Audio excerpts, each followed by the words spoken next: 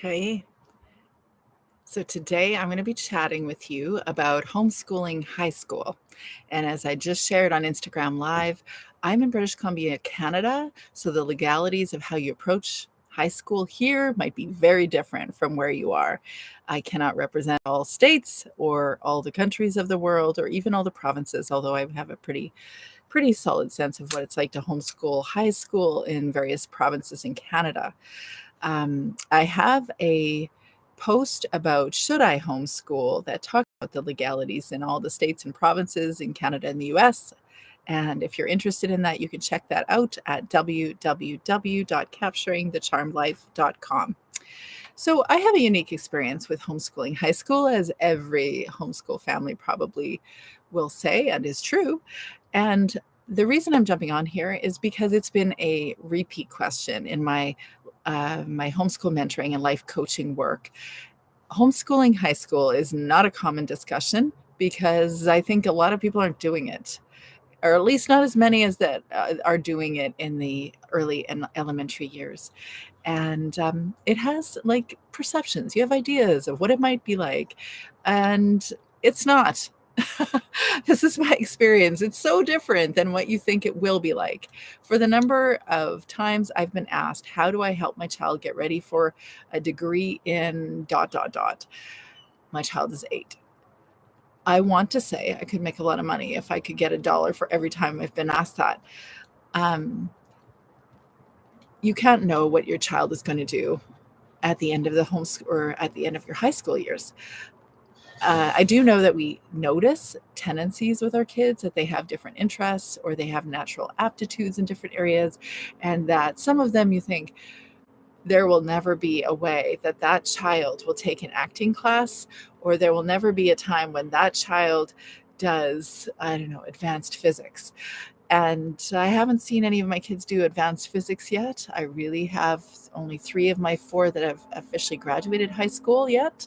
I have my 4th going into his first year high school. Um, I haven't had anybody go into advanced physics, but if anybody did, I would guess it was my youngest. But I have seen the kiddo that I thought would be the last person to do an acting class be the one that did the acting classes. The kiddo that was not academic is the one doing the double major in university. I have, you have ideas about what your kids are going to be like, and they do give you some impression of where they might head, but you won't know for sure. One of my kids, I really, really, really thought was going into a science degree, and she spent a lot of time in her high school years doing advanced science classes online and lots of labs at home every week and very detailed expectations in class. And she loved science. Her dad's a doctor, so they spend a lot of time talking about anything related to medicine. And she loved it. She's always loved it. Was pretty convinced she was going down the science route. 6 months before she graduated, she decided she wanted to go to ballet school. And I knew she liked ballet and I knew she liked dance, but I didn't know she liked it that much. And it turns out, I think planning for your child's degree, diploma, life after your high school, life after your home when they're really young it's just not even necessary. I get that you want to know how would I approach this, but for them specifically, you probably really don't need to do it yet. I spent 2 years deep diving, researching all things homeschooling before I homeschooled. And so if you are someone that's done a lot of research, hey girl, I'm with you. That is me. And I did the exact same thing when it comes to high school. I learned all about how to get SATs or ACTs, or what are the other ones? Learning about the various testing paths. I learned about the expectations of various universities, whether it be American universities or Canadian universities or colleges, their expectations. How do I create a credit in my home? How do I create a portfolio, one that looks real and not just like something like mom made at home? And I did all sorts of research to try to figure out what would be the best path or best approach for my child, because I didn't want to disadvantage my child, said every mother ever, right? Or most mothers. And most of it was unnecessary, most of that research. However, it did give me confidence to do what I was doing. And it gives me confidence to talk with you about homeschooling high school too, because when you're walking off the beaten path when you're homeschooling. But when you decide to do the high school thing, you're walking off a whole different beaten path that sometimes can scare people, like the family members, a lot. I remember being around the dining room table and someone that will remain unnamed had said to one of my kids, "So, are you still going to homeschool in high school?" They were really little at this point, and they're just like, "I don't know." And I jumped in defensively and said, "Well, yeah, that's the intention, or that's the goal." But and it was the goal. And I actually share with you all about the details of my kids' journeys, because they didn't all homeschool, on Instagram Live. Um, there was a lot of anticipation about, but what about college, and how are you gonna, access colleges or post-secondary schools if you don't have a formal education in your high school years. Now, you should know that my natural tendency in my early homeschool days was to create a private school at home, and did a great job of that, at least according to perhaps what a local private school would think would be great. It wasn't happy making. It definitely was stress making. It absolutely was not happy making for the kids either. We did all sorts of things that were super fun, interesting. I learned a lot. I'm sure they must have learned a ton too, but it was a lot. It was too much. The expectations were unrealistic. I wasn't leaning into child-led learning. I was leaning into classical homeschooling. But I wasn't actually homeschooling classical homeschooling. I wasn't trying to raise up the classical homeschooling method. I was supposed to be raising up my kids. Now, I'll be gentle with myself. It's what I knew. It's what I believed was the right thing at the right time. There were a lot of great things about it, but it did create a lot of stress, unnecessary stress. And so I started in that space. I fell upon a book called How Children Fail by John Holt in a library, public library, and read that book. And my conversation in my head as I was reading John Holt's book convinced me that how I was doing it wasn't necessary, that I needed to get out of the way of my kids. I needed to lean into their curiosity and play and their natural aptitudes so that they can embrace life right now and do a whole bunch more like child-led learning or discovery. And though I don't think that I did that perfectly, as said everybody, I didn't do anything perfectly. However, I do think I did lean into a direction that really was serving them so that they could become who they were meant to be and do the things they were meant to do on their own terms, outside the box, and not have to fit inside of a box. But then when you enter high school, this fear of, but is this the right thing, reaches an all-time high, because there appears to be a lot on the line. Will your child go into high school or into college? Can they get a degree or diploma, or can they be qualified for certain jobs? Here's my argument against this notion of you have to be ready for college or any post-secondary school when you're 18 or 19. First of all, I actually, despite having my own college education, 6 years of it, and my husband having a lot more, I don't think you need to. I think that if you want to, it serves, and for some professions you need to, but it isn't a rite of passage that's required. There isn't something magical that happens in a college. There's many ways to get a very full, rich education outside of the post-secondary schools. Obviously, I value it and I have appreciated what I've had. And I obviously have 3 of my girls are going to be in college in the fall, or be associated with some post-secondary training in the fall. So it's not for a lack of appreciating it. I just think we have to think bigger about what's our intention behind educating our children. What's the reason for the education? And the education is to raise up a specific child.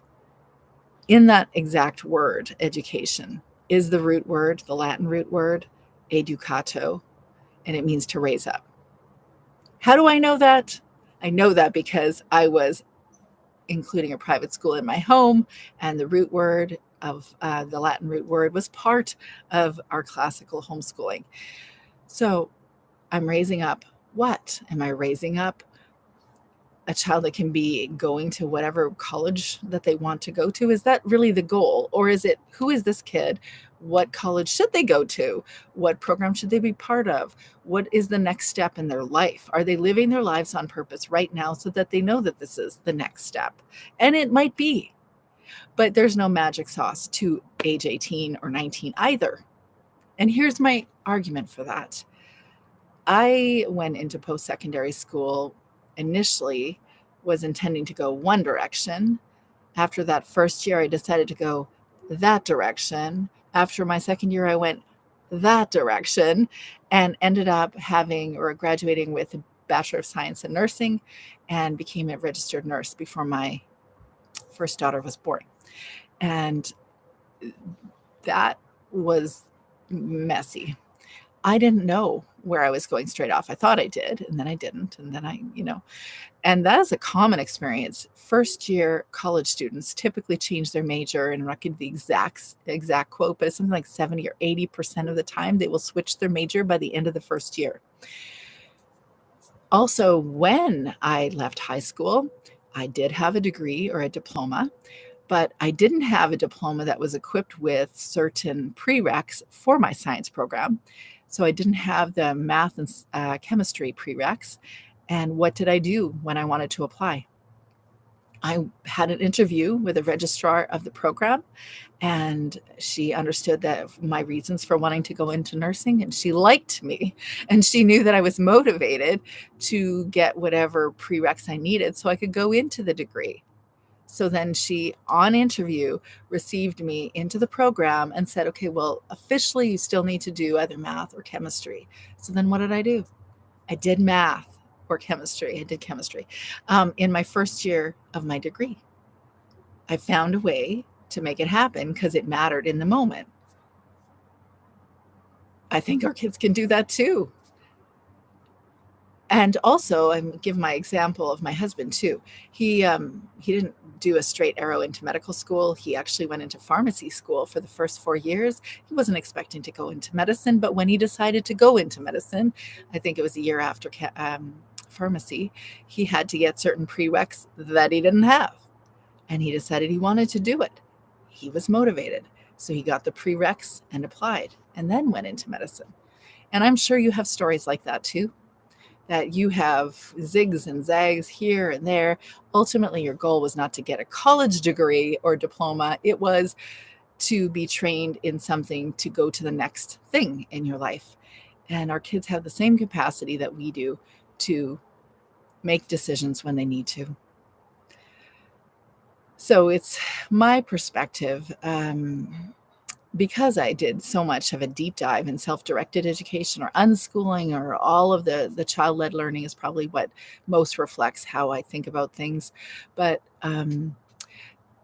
I essentially unschooled our one homeschool high school daughter all the way through high school.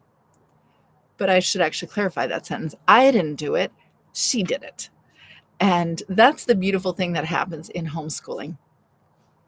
When I've noticed with my 4 kids, maybe it's different for different kids, of course, but grade 8, grade 9 was about the time where I saw a significant shift in how each of them were approaching their life, the things they wanted to learn, just relationships, everything started just shifting. And we call that in our culture adolescence. But I also noticed, because we had a very predictable routine in our home before that time, and there was a lot of just familiarity with how we did things, then everybody knew that this is how we're going to engage our homeschool days, or this is how we're going to engage extracurriculars, or how, when you start a part-time job, or all the things. Everyone was familiar with all of this. And so there was an expectation that you're fully engaged with life. What do you want to do? And so by grade 8, grade 9, maybe, it was grade 8, grade 9 for each of them, I would notice that everybody wanted to do things more independently. Some of them wanted to do more formal things. Some of them wanted to do certain formal things, but not other things. They all had different formal things that they wanted to do, but they were motivated to fill their calendars with meaningful things, with meaningful connections or friendships, or just all sorts of different things. And they were living a very, what I think of as an intentional life, whether they were choosing to go to high school and do it, the conventional high school, or if they were choosing to do it as a homeschool high schooler. So, food for thought: if you've always homeschooled your kids and they're considering high school, I'm not giving you advice how to approach that. That's your choice, how you're going to do that. But if you are, just know that one's a homeschooler, they're always going to think like a homeschooler. What are the benefits of a homeschool high school, though? Because if you jumped on here, you're probably not asking the question, how do I public school my homeschooled kiddo? So I'll leave that for a different discussion at a different time. But what are the benefits of a homeschool high school? I gotta say, if I had my druthers, I would have most definitely wanted each of my kids to homeschool high school. I know they know that, because here I am with you talking about homeschooling high school, because all day long I'm having conversations with a variety of homeschool moms at different stages of their homeschool. But this is what I do. I'm in the coaching space, the mentoring space, in the homeschool realm, because I love this lifestyle and I think it's amazing, and it creates just so many wonderful memories. It creates so much freedom to really live your lives on purpose, whether you're the kid or whether you're the mom. And just for so many reasons, it's a beautiful life. And yet, there comes a time when your kids are at a certain age, that grade 8, grade 9 level that I'd said, around that age, where they begin to assert that I'm different than you, mom. And though I appreciate that it's hard on our hearts as moms to realize that they're not engaging us the same way that they were when they were younger, it's hard. But it's also the way it was meant to be. They were meant to grow up to become adults. And if you want them to be adults, you need to let them have a lot of freedom, or lean into the freedom, and to embrace that freedom to become the adults. So, as a homeschooler, I learned, or as a homeschooler, homeschooling high school, or having a high school student in my home, everyone assumes that I'm teaching high school level math, physics, chemistry, and biology. And though I do have a Bachelor of Science in nursing and I can definitely handle biology, the rest is lost on me. I did do well in that first year, or the high school level chemistry class when I was taking my Bachelor of Science in nursing. I surprised myself with how well I did. I don't care for the subject, but I did it because I wanted to. And yet I would never have thought to teach my child that. So I had my homeschool high schooler on, or she chose to do different classes, science online classes that were pretty detailed classes and required a lot of effort from her. And if I compare the work that she did to the kids that went through high school and did science classes in the public high school, it blows out of the water the activity that she did in her homeschool experience, which meant our kitchen island was filled with science experiments at any given time, which was definitely my experience as a homeschool or a high school homeschooler. Not a benefit of homeschool high school, because the occasional foods left on the kitchen counter you'd think were leftovers, but they were not. And also, who actually buys a full head of purple cabbage?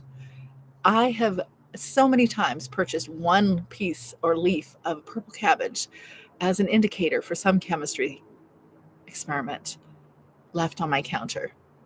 There should be like some weigh scale that just weighs one piece of purple cabbage, but it is not in my hometown. For me, I saw that high school homeschooling looked an awful lot like college prep time. There wasn't a lot of fluff in my daughter's homeschool high school. We knew that we were prepping her, at least we thought we were prepping her for a science degree. She believed she was wanting to go in that direction. That is obviously not every high schooler's experience. Not everybody that maybe is in your home is thinking that they want to do post-secondary school. But for ours, I would say that we unschooled our homeschool high schooler, but our homeschool high schooler was very academic. But it was by choice, and I didn't choose things for her. She chose them. I have a friend who homeschooled her two boys, their entire way. They chose to go into high school, and one of them wanted to drop out to do something that was his passion and to actually compete nationally in something that he loved. And she was very uncomfortable with the idea of, well, you went into high school now, so then you have to stay at it. And she actually later allowed him to go into that direction. That was really tricky for her, but now he is still doing very well in what he's doing and hadn't gone down the traditional high school route. Once a homeschooler, always a homeschooler. So I see. So I can't speak for every homeschool experience in the high school years. I can share about ours, but I can tell you that there wasn't a lot of fluff in Madeline's homeschool high school. Really, the only fluff in her life was waiting for a bus to take her to the college because she was taking college classes as well at a certain point, or traveling to and from town to do her, either classes or connecting with friends or part-time jobs. At this point, the high school homeschooler is learning about college students and the fact that she totally was capable to the college classes, but some of the college students weren't and didn't care either about what they were doing. She learned about college profs and how some of them really were amazing and some of them didn't care about what they were doing, or also learning about their expectations and how they engage. She wasn't accustomed to engaging publicly in discussions on things that were not in real life. She was doing a lot of online classes, but in real life, not having conversations about various topics that she was discussing in college classes. So that was new to her. But academically, she was definitely prepped and she knew how to keep her routine very consistent. She was learning to read a lot of college level content quickly. So she was doing more reading, but she was capable to the task because she's already done a lot of online classes. And actually, it was unlike most of her college classmates. They weren't accustomed to doing that much reading, and they didn't. She was learning to engage with other students in classroom discussions, as I said, to read out loud in public, to make public presentations. Those were new when she was taking those classes. In Canada, we don't cross enroll. We There isn't an option to cross enroll. In other words, in the United States, in various states, there is an ability to both take college classes and to do high school. I actually found a way to create a connection with somebody in the community and ask them directly if my daughter could be part of the college program. And I think I shared about that on a podcast recently about homeschool high school on my podcast, Homeschool Mama Self Care, about how I got her in to a college because it's not smooth and direct like I often hear about these cross enrollments in the United States. Did it with an interview and just shared how my daughter works, what she likes to do, what's her intention, and that was all I needed. So my kiddo learned to take prof proctored tests and write college level essays and research papers. She learned how to use the college resource center for her writing projects. She learned how to be confident and accept that she's very capable and just didn't know that she was actually above average that way.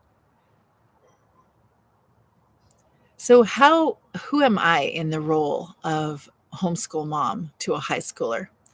My experience was that she got an essay development resource in me because obviously I write, I do a lot of writing at my website and various places. I've also got a book, but an essay development resource.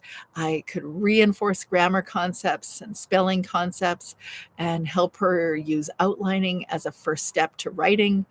I also got to hone my essay writing skills right along with her because I was helping her and my older daughter do a lot of editing for their essays. And I really enjoyed what it felt like to go back to college. Her dad, as a physician, got to teach her surgical stitching skills. Not kidding. One of her sisters even gave her a scalpel for her birthday because that's how convinced she was going in that direction. And her dad introduced her to all things medicine in his spare time, which she ate up like a third year medical student. And they discussed all things current affairs and Canadian American history because that is his forte. He essentially gave her a year-long course, a deep dive into all those things. And almost every evening, all of us, all the younger kids, got to play together, playing things like Stratago and Exploding Kittens and games galore. Name a game, we probably have it. They hit the tennis ball back and forth on the tennis court, played baseball and soccer, and all sorts of made-up games, as homeschoolers always do. Of course, she still engaged the younger kids, and it was really lovely to have my my second daughter at the time showing all these science experiments to my youngest kiddo at the time, who wasn't, I don't think he was double digits yet. No, I guess he was 11. And so they still hung out, the 11-year-old brother, the 14-year-old sister, and at that time, my 17-year-old daughter, all hanging out at home in her high school years. And they are the best of friends still. She showed her brother, her 11-year-old brother, to use Rosetta Stone, the French program, introduced him to high school level physics experiments, quizzed him on Latin as they were both studying it by choice at the time, but at different levels. And she played trampoline games with him, built snow forts with him outside. They joined me regularly on Fridays for Jeopardy quizzing games, and Professor Noggins games and bananagrams. I made Fun Fridays a thing, and we continued to do that until we finished homeschooling. As an older sibling, she occasionally explained math concepts to her younger sister, which was really helpful for me because at the point my daughter mathed out, like she finished her math program, she was well beyond my skills in math. So that was really handy. Also, my husband is very capable to that too.